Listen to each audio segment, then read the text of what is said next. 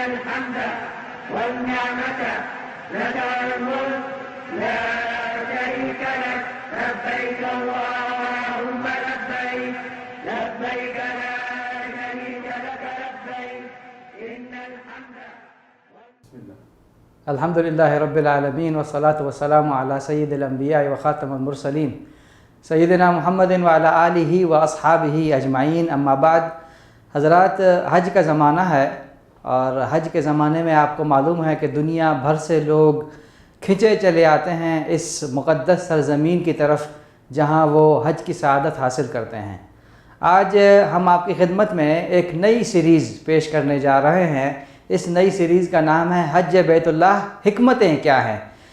اس series کے ذریعے سے ہم آپ کو بتائیں گے کہ حج کے جو مختلف افعال ہیں، حج کی جو مختلف مناسک ہیں، حج کے جو مختلف شعائر ہیں، ان میں کیا حکمتیں ہیں. ظاہر ہے کہ اس کے احکام ہوں گے، اس کے فقہی مسائل بھی ہوں گے، لیکن ہم ان چیزوں کو ڈسکس نہیں کریں گے. ہم صرف اس کی حکمتوں کو واضح کریں گے، اس کے اسرار اور رموز کو جاننے کی کوشش کریں گے.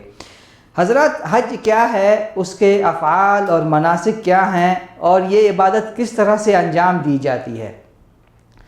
دنیا میں جہاں کہیں پر بھی مسلمان آباد ہیں، وہ ان دنوں میں اس گھر کی طرف، بیت اللہ کی طرف کھنچے چلے آتے ہیں.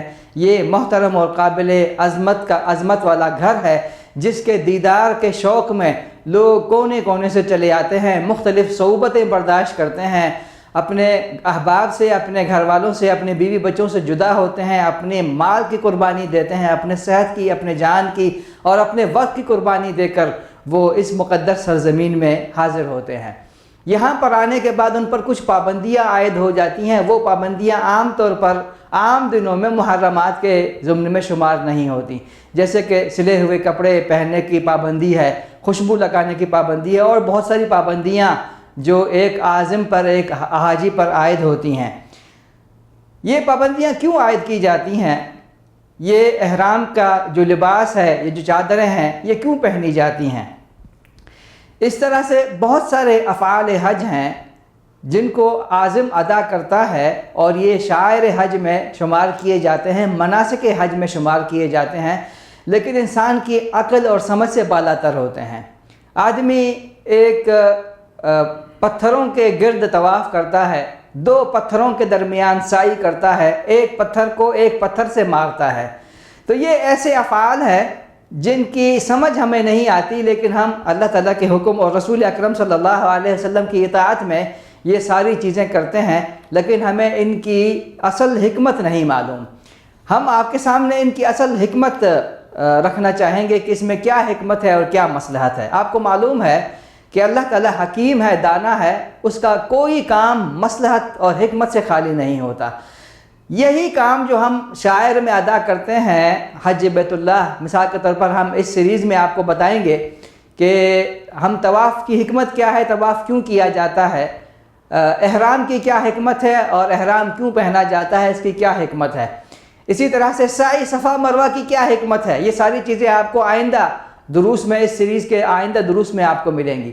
تو یہ ساری چیزیں حکمت سے خالی نہیں ہوتی. مثال کے طور پر میں آپ کو بتانا چاہتا ہوں کہ یوم الترویہ 8 ذو الحجہ کے دن کو کہتے ہیں، جس میں عازمین ایک رات منی میں گزارتے ہیں، وہاں پر 5 نمازیں پڑھتے ہیں، اور پھر اس کے اگلے دن 9 ذو الحجہ کو وہ عرفات میں جاتے ہیں.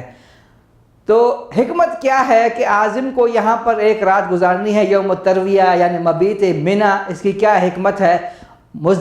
عرفات میں وقوف عرفہ کی کیا حکمت ہے.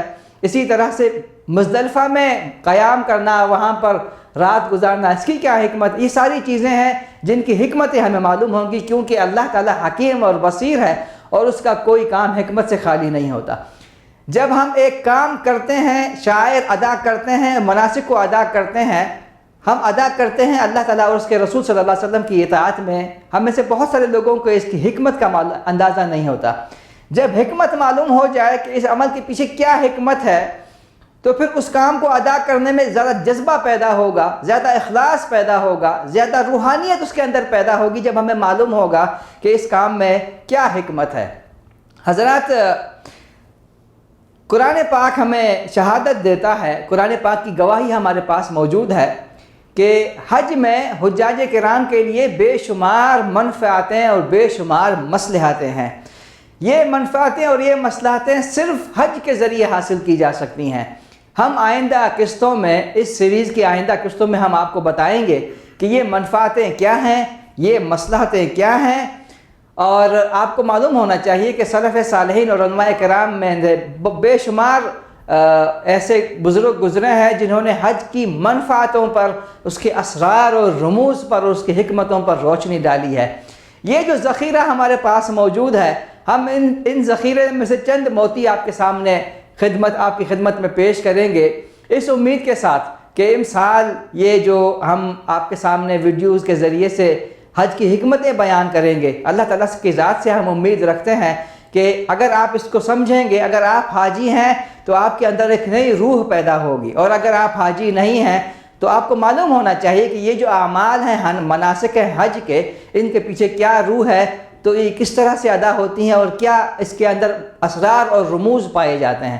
اللہ تعالیٰ سے دعا ہے کہ ہمیں عمل کرنے والا بنائے اور ان حکمتوں کے اسرار اور رموز جاننے کی توفیق عطا فرمائے، تاکہ ہم بہتر انداز میں اپنے شعائر ادا کر سکیں۔ جزاکم اللہ خیر۔